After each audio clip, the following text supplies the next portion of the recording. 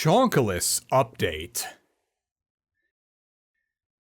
Church is a lot scarier than I remember it being.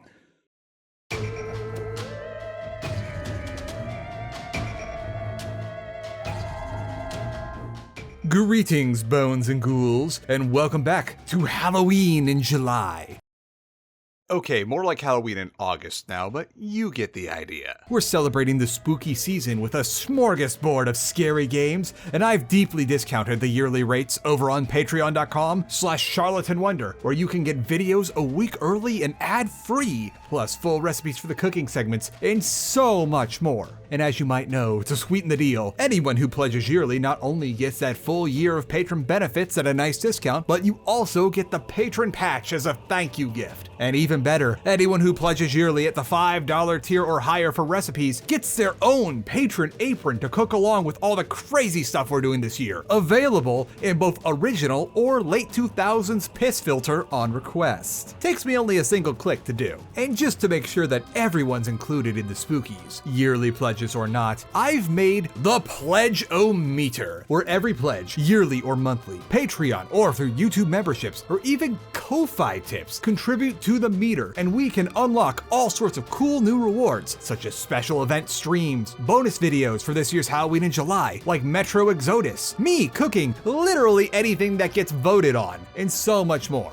Any pledge, any way counts, and I'm really excited to see what we get away with doing this year. I want to address one more thing on this note, real quick. I understand that times have been rough lately for a lot of people. You've seen it in the gas prices, how far your money gets you at the grocery store, and the price of games has been jacked up like no other too. You can't escape it, everything costs more, and you get less and less for your dollars. I am feeling this too. However, I will not be raising my Patreon tier's prices, nor will I be getting rid of the discount we have for Halloween in July this year. In light of just how much harder it is to get by, I find this to not only be unconscionable, but frankly abhorrent. What would it say about me if the first thing I do when I'm starting to feel the squeeze is to start squeezing all of you who have supported me on Patreon for nearly a decade now? I am keeping my tier prices how they've been since we first started doing the aprons back in 2022, and they are going to stay the same for as long as I can possibly keep them there. I'd rather do something like the Pledge-O-Meter so that anyone who wants to support despite their means can be included, than make it even more exclusionary. I bought my own heat press and sublimation printer last year so that I can keep my tier prices low and still do the gifts. You bet I am still banging out these aprons in my kitchen to keep that service and labor cost at zero. But the patch is always going to be for any yearly pledge, and the apron is staying at the $5 tier. If you want to support me more and have the means to do so, that's why I have higher tiers. But as always, thank you so much for your support over the years, no matter how much or little it is. Now let's take a breath. We're here to talk about Cronos, the New Dawn. Cronos is a game where you play as an entity called the Traveler, who is trudging their way across perfectly normal and nothing out of the ordinary Poland in search of time rifts to take them back to the 80s or maybe early 90s Poland. It's kind of unclear at times, and we're hopping around the timeline. We're here to find special people and do, something to them. Oh yeah, there's also crazy flesh monsters everywhere referred to as the Change, or when something breaks off from it and tries to turn you into pierogi, they're called orphans. They hit hard, but the Traveler hits harder. You also get cool new weapons and the ability to manipulate temporal anomalies, but we're getting ahead of ourselves. Cronos is made by Bloober Team, who you previously might have known for their standout games Layers of Fear and Observer, but now you probably know them as the people who did the Silent Hill 2 remake. This is noteworthy because if you scroll down enough on Bloober's dev page, you'll eventually get to the chronological list of everything they've made, and it's crazy to see them go from making some hokey looking 2D games to creating a game that forgoes listing the Metacritic score on Steam to instead just show you all the awards the game won. Cronos is Bloober Team showing just how far they've come, and now showing us what they can do when they make something of their own. And it's Dead Space 4, and I mean that in the best way possible.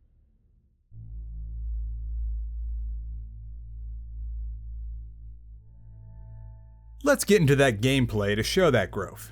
These comparisons certainly make things easier, but we aren't going to get too crazy into it because we have come a long way from walking down the spooky hallways, occasionally having to run away from a spooky thing that only might kill us every now and again, and the occasional option to choose if you want to go down the left spooky hallway or the right spooky hallway. Welcome to Cronos. You will fight horrors beyond the scope of mere zombies and monsters. You will be out of your depth. You will need to not only learn to make every shot count through positioning and allowing yourself the space to charge the shots, but also learn when it's time to fight and when it's time to run like hell. Hell might just be a nicer place than what's going on in New Dawn anyway. You're part of a group known as the Vocation, and your role as a traveler is to quote-unquote pave the path. For what? Unclear. For whom? Also unclear. What is clear though is that many have came before you as evidenced by the safe rooms that are scattered about New Dawn, as well as audio logs, supply caches, and the occasional fellow traveler who failed in their mission along the way. Such is our calling. The Vocation likes their dogmatic phrases quite a bit, and nearly every audio log and note from other members you will find will be punctuated with the phrase, "Such is our calling." Your weapons are considered sacred relics, religious artifacts even. There is a special role given to the travelers who maintain Vocation technology, as, by the way they tell it, the Vocation is long past its prime and not exactly making any new relics. Our traveler just barely makes it out of their pod and is thoroughly up a creek before they even figure out what their assignment is. This game is hard by design. There's a straight up warning alongside the usual stuff you get at the title screens that tells you that you are going to die a lot and that you need to play carefully. Heed this warning. Cronos is a modern survival horror game, and it's also one that demands that you play smart. Most areas will have explodey barrels peppered about them, and particularly the tough fights will have temporal anomalies that let you explode a barrel, remake it, and then explode it again. It's not enough to just let one of these things go off when something is near enough to it that it'll get taken out. You've got to get a bunch of guys lined up as best you can so that you can take out as many as possible with a single exploding barrel, because you've got only so many munitions and the orphans have tricks of their own. Orphans are entities that have broken off from the near omnipresent flesh mass that was at once every person on Earth, but they also can merge back together. Just because you killed one of these things does not mean it is no longer a problem, because the remaining orphans can absorb their fallen comrades, which on top of a pretty big health pool buff will let them take on whatever abilities the orphan they absorbed had on top of their own. There's about what you'd expect in a variety of from the orphans, between stuff like the normal, bulky, spitting acid, spiky, and armored orphans, and if you are careless, you can end up fighting one supremely powerful orphan with all of those modifiers that may as well be a boss. Worse yet, there's these big old orphan variants that serve as mini bosses who can also absorb the rank and file orphans and gain their special abilities. There's a very real chance that you can end up against a mini boss that, on top of being a big, mean monster that's gonna take a lot of ammo to bring down, now also has extra HP, big stabby spikes, acid, and armor on all its weak points, so it's basically invincible. You could probably kill something like that if you're determined enough, but in all cases you're better off just dying or reloading to try again. Oh yeah, also the orphans can take the abilities of corpses that don't even come to life during your fights, so be careful. How do you stop this? No, not with stomping, but that is a good idea, Isaac. Keep that one in your pocket for later. The solution is to kill it with fire. The traveler is given a personal flamethrower device known as the torch that acts as an AoE stun, but also disposes of any dead bodies or loose biomass in an area. The smart way to go about it is to invest in your torch and deployable mine version of it, pop them so that they get a bunch of orphans stunned and on fire, and then kill them fast enough to the flames will dispose of the bodies as they fall. Also, if you're really slick, you can intentionally leave a body out knowing that enemies are going to go for it, wait for them to do so, and take them out with some charged headshots in the 2 seconds it takes for them to slurp up their comrades. The torch is extremely important, so much so that it's the only ammunition that you get infinite free refills of at every safe zone, and you're going to be running back a lot to get more, because there's going to be plenty of times that you can count your entire ammo pool for all of your weapons on your hands, and you're going to need those freebies. So between the straight up warning at the start of the game and what I just told you, there's going to be a lot of trying, retrying, and strategizing to make it through New Dawn. I hit a pretty tough bump in the road as early as a couple hours into the game. Cronos is a game where you need to be learning arenas as much as you can, including possible choke points, where you could likely kite the orphans into the radius of an explosion, and where and when all the subsequent waves are going to come in. Eventually you're going to get good enough at this to be able to decently scope out an area as you come in, and maybe even be smart enough to make sure that you've reconstructed all possible exploding barrels and grabbed all the loot before you're scrambling to do that as the big ugly monster is chasing you across the map. There will be times where you'll be repeatedly losing fights and eventually have to learn how to move about the arena in a way that you can strategically trigger waves of enemies when you're ready for them. Also, I can't prove it, but I think this game does adaptive difficulty, but not based on like spawns or how strong the orphans you fight are, but on how good the drops they have are. Like after dying in a few arenas a few times in a row, suddenly every enemy I killed had like a nice ammo drop or like a higher tier health kit, which if that's true, that's a nice touch. You're gonna be doing a lot of these runbacks for the free torch ammo, but also to switch out weapons for what you have ammo for. Even with a game possibly giving you pity drops at some point if you're really fumbling the path, ammo is extremely scarce even with the ability to collect resources for crafting, which includes ammo. It's so scarce that there's even an option to craft ammo in the middle of the fight if you are like out of ammo. Heck, you can menu into the crafting page in the middle of a fight if there's something you really need, like more torch charges, because sometimes you're just gonna need them if you wanna finish a fight. I never carried a full loadout of weapons, except for a couple boss fights, and that was mainly to have the arbalest handy for big monsters. This isn't just because you don't get a lot of ammo and you just won't have any for some weapons sometimes, but also because each weapon and its ammo take up individual slots in your inventory, and those slots are extremely limited. You can get a total of 12 slots if you get all the upgrades to inventory space, which is going to be a massive investment that you won't be able to fill out until late in the game because you're going to want to spend upgrade points on a lot of other stuff too, like your HP and your torch. You're also going to want to go back and bank upgrade modules as soon as you get them, and also sell any high value loot items you find as soon as possible because those also take up whole inventory slots. And even if you need all that for obvious reasons, it's just a bad idea to have dead weight in your inventory. Given all of this and just how scarce ammo gets, never carrying 4 weapons at a time, hell, limiting it to 2 weapons at any given time just seems like the reasonable thing to do. I almost didn't bother to put any points into weapons other than the starting pistol, the sword, and maybe making the shotgun functional, because if you invest heavily into upgrading the sword, it just gets that good. So what are we even supposed to be doing here? Well, the vocation is vague on the details for the overall goal, but what we immediately need to do is be walking the path laid out by others before us to find rifts in time that will take us to marked targets. Why are these people targets? I don't know. When we get to them, we do something that doesn't seem pleasant because in a game that's full of giant of flesh abominations, they deem it necessary to cut away from whatever these pokey things do. The result is that they are now in a storage unit referred to as a phylactery, and we now have some special perks from these guys and a brief bio on who they are and what their major personality traits were. Some of these are more complete than others, with the ones we salvage off other travelers' phylacteries being pretty heavily degraded, but the perks are still there, and I'm a sucker for a buff that gets me slightly more money. That seems useless in the moment, but really adds up to some serious gains over the course of the game. When we, extract the targets, we get back to the safest place in New Dawn, and we sit on the funny chair that's supposed to offload the essences of our targets into a greater phylactery for, something. There's a snag though. Funny chair is broken and we can't offload our targets from us, and from what we can see around some areas, it is a very, very bad idea to be holding on to people's essences for a long time. I overtly said at the beginning of this video, and I'm sure you've picked up on this by now through watching the gameplay, but Cronos has got to be the most Dead Space game since Dead Space 2. I haven't played the remake yet just because I haven't gotten around to it, and I won't play Callisto.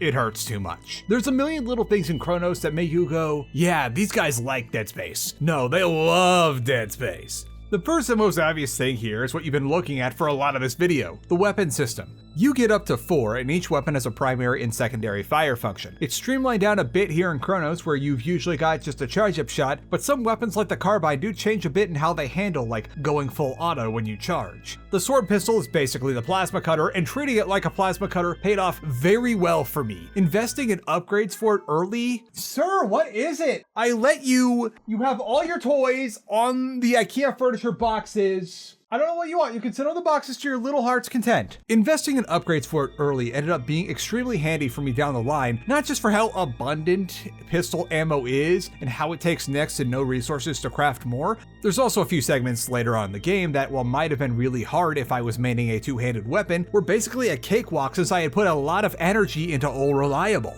I guess the arbalest is the contact beam because you get basically no ammo for it, and it's less of a gun and more of a I don't feel like fighting this boss. But the in-game shop also resembles Dead Space's quite a bit, with the exception that they combine the bench into the shop interface too, which saves a good bit of hassle. Inventory is limited, and while some items are meant to be sold, you can sell just about anything. You might need to sell some things you don't really want to sell because sometimes you just need health or ammo. Another divergence point is that while you can and fine collect what are basically power nodes in all but name, there are also now only for suit upgrades and your torch stuff, and maybe that's for the better, since otherwise I would have blown all of them on pistol upgrades and bet a glass cannon my whole run. It does make things a little tense though, as you neglect buying extra ammo or healing items in order to hoard cash for getting the next tier of upgrade on a weapon, and wondering if you're hobbling yourself by doing so. Finally, the thing that really did it for me was how you need to make sure the dead stay dead in Cronos, just like in Dead Space. Like I mentioned earlier, I was instinctively stomping on corpses I saw before learning I was supposed to use the torch for that. There's also the way that you gotta creep through certain areas slowly and carefully to get around wall-based enemies, and the constant checking to see if the dead-looking things on the ground actually are dead is a nice touch. I really like this little sensor thing or whatever it's called. You can also just swing at enemies like you could in Dead Space, but without a certain essence, it's going to be next to useless, which I'm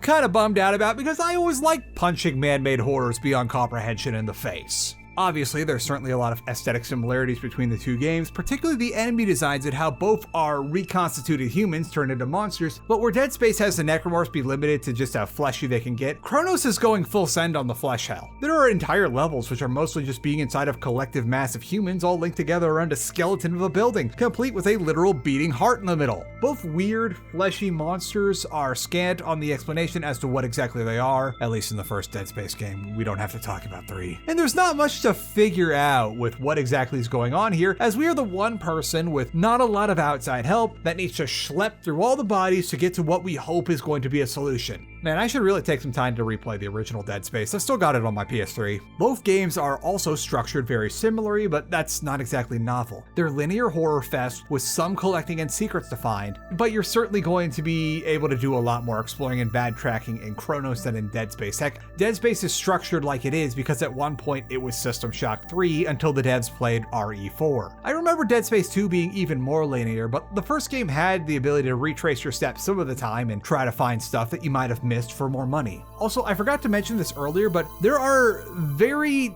Dead Space 1 gravity jumping segments in Cronos, and they always disorient me for a bit while trying to get through them. Where the game really becomes similar in format is that they were both made for being replayed, and they nail that goal well. The first thing I thought after getting to the end of the credits in Cronos was, let's go again, because it was so much fun, and I wanted to try out the harder difficulty and see if I could max out my guns in New Game Plus. There's also a special ending you can get only through New Game Plus. I think the original Dead Space has got to be one of my most replayed games on my old PS3. One last thing here that's for the New Game Plus stuff. I can't help but notice that even the special skin you get after completing the game in Cronos looks a lot like the special military suit Isaac can buy after completing the game in the original Dead Space. I think that's a nice reference. Now let's merge foods together to make horrors beyond our comprehension for snack time.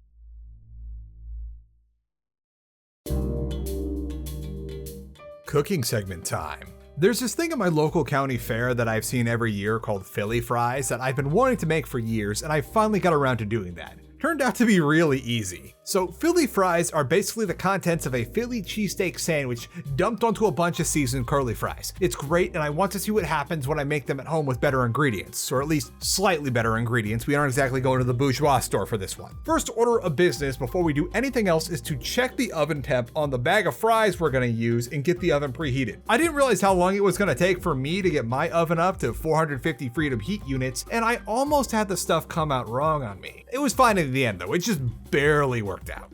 First order of business after that is to throw the fries in the oven and get them cooking. Everything else will either be done inside the time it takes to get those fries cooked, and if they're not nearly going to be taking enough time for the fries to get cold out of the oven. Once that's taken care of, it's time for the meat and veggies. Get one pan going on medium to medium low heat, and then we're gonna chop up a little less than half an onion and 1.5 green peppers. Make nice little like crescent size slices of each. And then we're gonna put those in the pan with some olive oil and a fistful of pickled jalapenos out of a jar. Now we're just gonna get a separate pan for the meat, get that going on medium since the stuff we're going to use is really thin, and then we're gonna season the meat. First, we're gonna like spread it apart a bit, and what I'm using here is shredded beef that you can get at your local Kroger or Kroger affiliate that was okay on price for what you're getting. I looked it up and you actually can buy whole cases of Philly style beef for Philly cheesecake sandwiches at Gordon Restaurant Supply. But I don't think it'd be very practical to tell you to do that because that is a lot of Philly meat for like one thing of fries. The whole point of this stuff is that it's not supposed to be super high quality, so I have no idea why I paid more than $5 for it. I think geez, wait, I'll just look at the packaging here for like the fresh Philly meat. Whatever, maybe next time I'll pull the trigger on getting a whole case of frozen Philly meat from the restaurant supply store just for a giggle. I can do that, that'd be a great bit. Whatever, spread the meat out and then we're gonna season it with pepper and Lawry's. Lawry's has everything we need except that pepper. Now, get some oil in the other pan and get the meat in it. Keep moving it around because it will cook fast. Once you don't see any red, kill the heat and put a lid over the pan to keep it warm until the time comes. Don't forget to give your veggies an occasional tossing too. The last thing we need to worry about is the cheese. Get a small saucepan and fill it with no more than a single cup of water and bring that to a very low boil. Once you've got 10 minutes left on the fries in the oven, add in 2 slices of American cheese. The white kind if you can get it, but the yellow will do fine too. You're gonna see that in a matter of seconds, this stuff is going to disintegrate, and all you need to do is give it like the slightest whisking for it to be completely disintegrated and evenly mixed into the water. This is good. We want the American cheese primarily as an emulsifier and binding agent, and any flavor it brings is a bonus. Now what we're gonna do is start adding in provolone cheese 1 slice at a time to this mix. If you can somehow find it as a solid brick and shred the stuff, go for it, but I almost never see non-sliced provolone at the normal store, so don't feel bad if you can't find it. Add in 1 slice at a time, waiting for it to melt in the cheesy water, whisk until incorporated, and repeat until you've added 4 to 6 slices, but I'm not the cops, you can add a whole package in if you want. Once they're all in, remember to stir occasionally to keep things from clumping up. Keep the heat on to help boil off any excess water that you don't need in the end, but don't turn up the heat too high or this will foam over. Okay, time to put it all together. Once the fries are done, pull them out of the oven and don't even take them off the pan. Instead, use a spatula or turner to keep them on the parchment paper that it likely said you should use in the cooking instructions on the bag, and just push it all off to the side to get it like packed together. Now we're just gonna take the veggies and dump them right out of the pan onto the fries. After that, we're gonna do the same thing with the beef. And finally, we're gonna pour the cheese right on top of everything as intended. Look at this beast. Okay, so this whole thing is well over 2,000 calories and I am not eating all of this at once. I'm gonna have about half of this as a very large dinner today, and the rest is going into a container for later. I'm gonna call this thing 4 generous servings, and also check out how we can cut around the excess parchment paper to line the container we put it in for later, and then we can just pull this thing right out, parchment paper and all, into the oven for reheating like it's no big deal. As always, full standalone cooking videos of this segment, a write-up of the recipe, and my best guess at nutrition facts based on what I did are over on patreon.com/charlatanwonder, where, as you know, we're running the Halloween in July promo. I slashed 2 whole months off the total price for a year so that you can save big on a year's worth of early videos, cooking segments, and more. And to sweeten the deal, anyone who pledges yearly gets the patron patch, and anyone who pledges yearly at the $5 tier or higher for recipes gets their own patron apron. These are not for sale. The only ways you can get these is as a thank you gift for pledging yearly during Halloween in July. And since it's a gift, that means shipping is my problem. I'll send these to anywhere in the world, baby. Now let's get back to paving the path.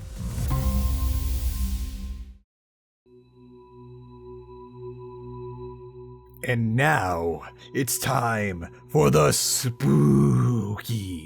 We're gonna start with the most obvious thing here that you've been looking at for most of this video. Have you noticed that we're in the flesh hell dimension? Yeah, they're cranking the freaky up to 11 here by taking body horror as far as they can go. The very premise of the change is that it's some sort of horrific disease that after some pretty intense symptoms causes you to physically merge with other people who are also infected with the disease. The change is literally all the people who have been infected with this sickness merged into human wallpaper. Heck, you can even see that some of the people in the flesh walls still have their tank tops on, as if they're like halfway melted into the rest of the people affected by the change. You can't quite make out where one person ends and another begins, most of the time. But frankly, I'm not sure that I'd want to. The wall guys that are the big old speed bumps as you make your way through levels and will force you to either take an HP tax or burn a torch charge for being careless do not look like they're having a good time. No one in the flesh hell dimension seems to be having a good time about it, despite what some entities might say.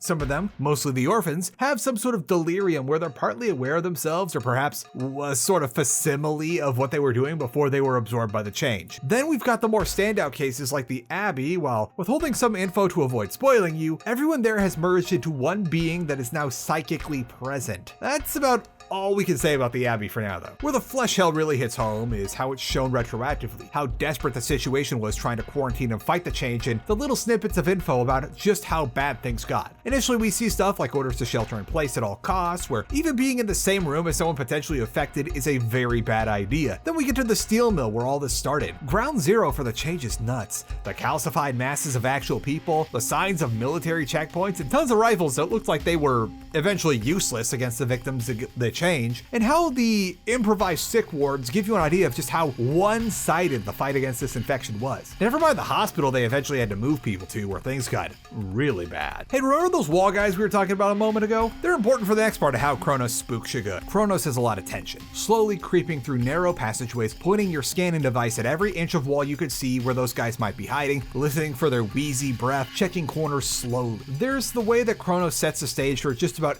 every new area where you enter with a ton of change victims that has me instinctively stomping on limbs. This game is extremely Dead Space. There's also how if you see that there's another one of those sealable doors on the other end of an open area, you just silently brace yourself and wait for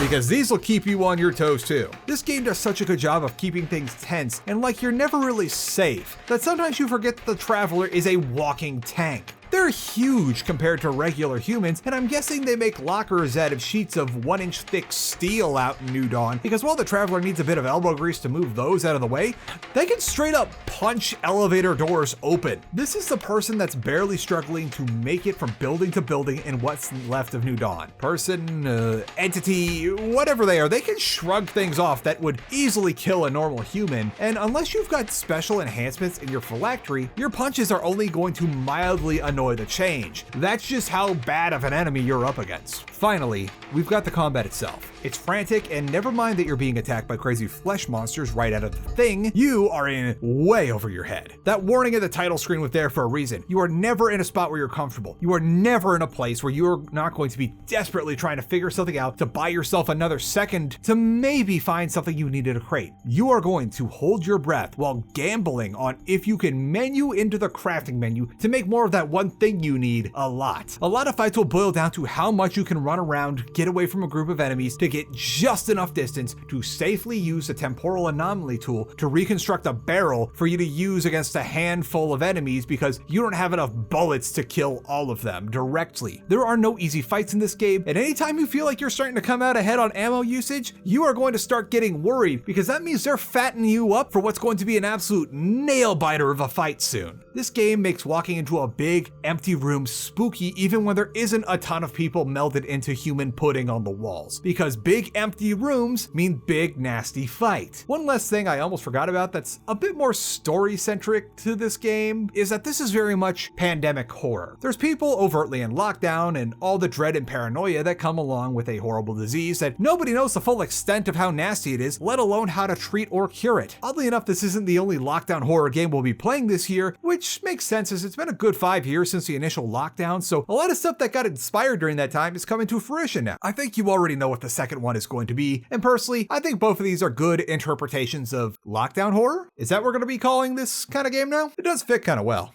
Let's talk about what's going on in Cronos. No spoilers yet, we are playing as the Traveler, who, lucky for them, have their relic weapon in their tetrahedron pod thingy upon awakening because the damn thing's door malfunctioned before they even were sent out to pave the path. Whatever that means. For the time being, it means that they need to make their way to the holdouts previously established by other travelers before them, following their notes and warnings, and then make it to the time anomaly so that they can dive into them, collect the essence of important people before they were taken by the change, and get out. There are a lot of steps in that process process we skipped, and a lot of them have to do with trudging your way through flesh apartment blocks to make it to a time anomaly that's big enough to where you can place down a temporal anchor so that you can have a chance of coming back out after you go in. You don't even have one of those anchors when you start out, and you gotta find it along the way. The MO of the vocation seems to be that you gotta do as much as you can, and then once you hit the point when you're either facing certain death or there is no way that you could possibly complete the goal, you do everything in your power so that the next person who comes along has a better chance of doing that. This explains why we find a temporal anchor right along the path in our very first time rift, why there are plenty of convenient safe areas for us to save our game, store our stuff, and buy more stuff in to aid us on our journey, and all the audio logs. It looks like our traveler's the lucky one so far though, because everything's been laid out already. You'll sometimes find the remains of your fellow travelers while walking the path they paved for you, but the only other living member of the vocation you're going to see is the warden. It's normally part of the rules that the vocation never has more than one traveler operating at a time, since things can get messy when more than one person is using time travel, but the warden's a special case because instead of paving the path, he makes sure that what little gear is left is well maintained. He also gives you the coordinates for more people that you need to extract, and also just hangs out at this big sanctuary looking tough. I mean, this guy's got robotic limbs, a cape with the feathery stuff near the neck, and whatever those little fins are on his back. The warden acts as mission control, and by the way he tells it, he's been hanging out at this sanctuary for a while. Once you've gotten your first target extracted and you sit in the big chair to ascend them, which it is unclear on what exactly that does, something happens. Ascend machine is not ascending. This is very bad. Minor spoilers from here on out. When you extract a target, something happens that is so gnarly that even in this flesh hell gore fest of a game, they see fit to cut away from whatever is going on. I think the best way to describe it is that you're making an engram copy of your target in a way that's very precise, but unfortunately destroys the original. The logic being used to justify this is that the people are going to die anyway over the course of the change's spread across the world, and that there might be something in their heads that might just lead us to being able to stop this. Travelers need to be extracting and then quickly ascending their targets into the vocation system, because not only are their essences not very useful to the vocation inside of an individual traveler's phylactery, but bad things happen if you hold on to them for too long. The personalities a traveler carries start to sort of leak out of the phylactery. These come out as jump scares, but more concerning is that these are seemingly sentient engrams of people you extracted, and they're bouncing around your head trying to find a way to either get out or figure something else out. There's a mostly optional section about 2/3 of the way through the game where if you want to gain access to the arbalest, the weapon that is the basic I don't feel like fighting this boss gun, you'll need to retrace the steps of another traveler who went off the path. There's a lot of drawings on the wall that look like they're from a child. They're drawings of the traveler, except the child's head is in the place of the traveler's mask. It does not end well for either of them. Yep, if you keep an essence inside of your phylactery for too long, there is a good chance it will go Johnny Silverhand on you and take over your mind and replace your consciousness. We gotta figure out how to fix this big chair thing, because we've got like 3 consciousnesses in our head right now. You kind of see the traveler take on more personality traits as they collect more essence from their phylactery. They start off as cold, rather calculated, but eventually as the game goes on, they become more prone to outbursts of emotion and having strong opinions on matters. The warden's on some whole other thing where he's been out here for so long that where all the other members of the vocation, like our traveler when they first started out, he's just doing whatever, quipping about how the restaurant in the sanctuary is too expensive for his taste, hoarding art, playing piano. This guy has a lot of time to kill between travelers showing up. Who cares about the flesh hell outside? That's, I guess, not his problem anymore because he just fixes stuff. Or,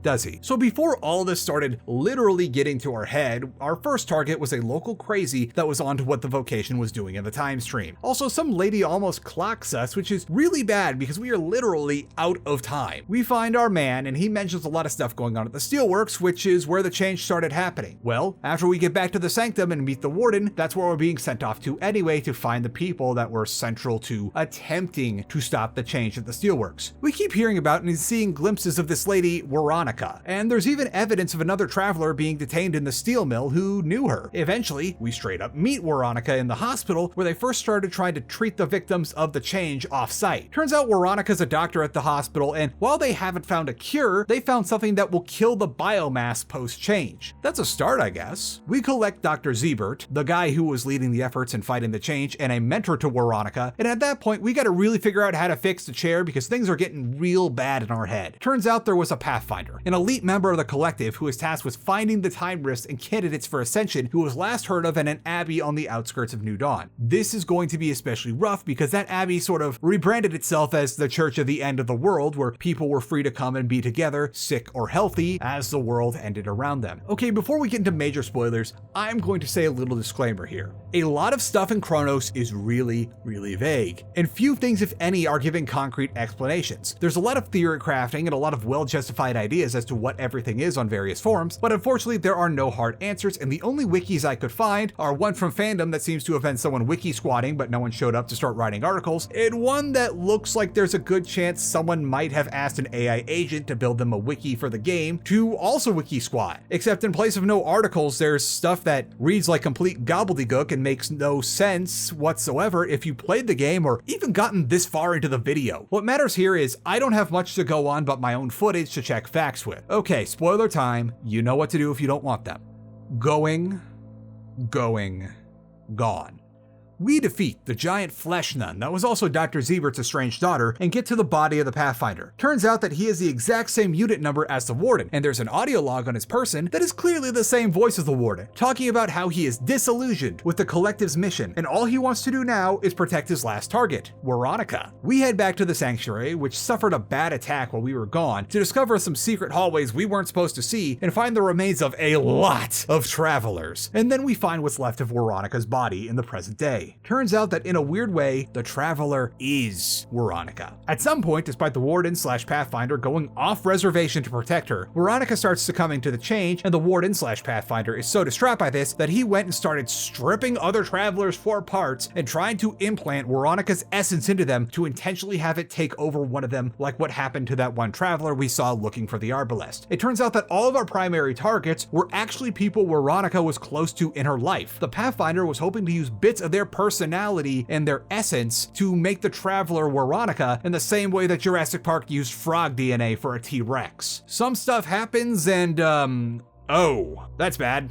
This causes the Warden to lose it. He body transfers and takes a time travel crook thingy and tears his way through the timeline to find Veronica again and completely remove her from the time stream where she gets sick. He puts up one hell of a fight when we confront him about this, where I'm pretty sure this guy's going King Crimson on us with the way he just teleports around and is always seemingly one step ahead of us in later phases of the fight. When we do finally beat him, you're given the choice on what to do with the Warden. And unfortunately, all roads lead to this happening all over again. Then you get to New Game Plus, and if you beat the game again, the Traveler will realize she's in a loop, and rather than deciding on whether to kill or spare the Warden, she realizes she can just go back with Veronica herself and with the knowledge of events previous and have a better shot at fixing this whole thing. I apologize if this leaves a whole lot to be desired answer-wise, but like I said before the spoiler warning, there are very few concrete answers. Some people have noticed the iconography of the vocation looks similar to the altar in the hospital and the trident cross at the Abbey, and that many of their phrases feel like their mantras, almost like prayers even. Some people even theorize that the change was found by digging too deep in the steel mill, as one note mentions that super deep borehole they dug back in the 90s. Some people theorize that the change is ironically enough caused by some sort of corruption brought on by the environmental effects of time travel. There are a lot of theories as to what exactly the Travelers are, but we don't ever really get a good look at what's on the inside of their suits. There is a silver lining though. Bloober Team just announced a DLC that acts as a prequel, where we see how the Pathfinder became the Warden, and maybe that will give us some concrete answers. For now though, the best we got is a fact pattern and a few theories. Cronos was great.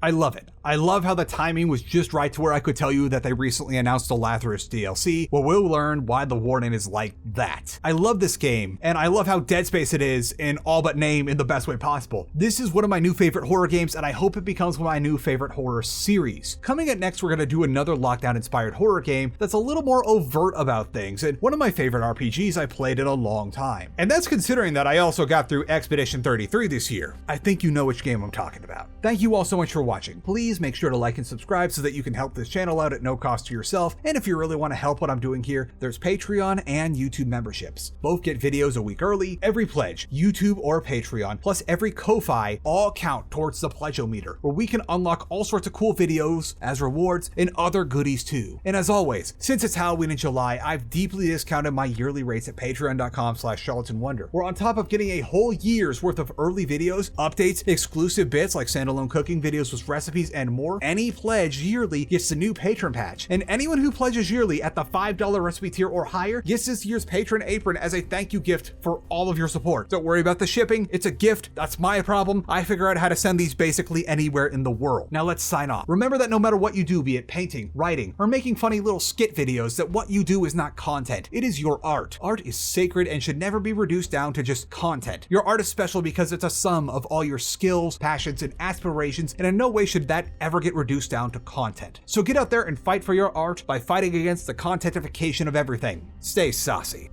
Sir? Sir, I see you have brought your flamingo onto the furniture I need to assemble. That's right, we're getting new shelves. New shelves. Because I gotta get rid of this one. It was never really a good one. It had a lot of space to store things. But I can't properly bolt it to the walls here. But yes, don't worry. You get a couple more days of sitting on these boxes. I don't know why you're Mr. Flicky Tail right now. You may sit on the boxes to your heart's content. You want to play? Oh, did you also bring the catnip bank bag up here? Whew. You gonna go for it? No, you're gonna come to have a sniff. That's right, you keep him guessing.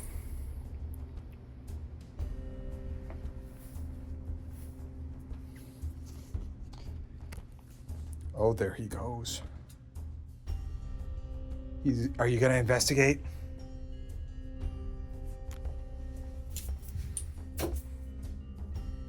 Oh no, Flamingo's on the move. You got to get him.